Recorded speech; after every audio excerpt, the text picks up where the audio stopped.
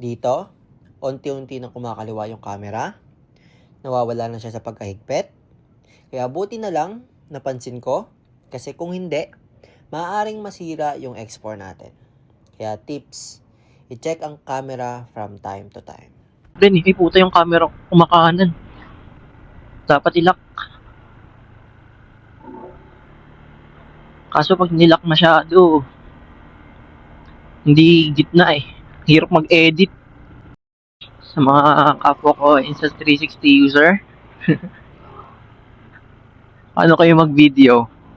Kahit anong angle ba? Kasi ako hindi eh. Hanggat maaari, tinututok ko sa harap para mas madali edit or likod. Kasi meron siyang setting na front camera at saka back camera. Para eksaktong-eksakto yung angle. Kasi pag i-keyframe nyo,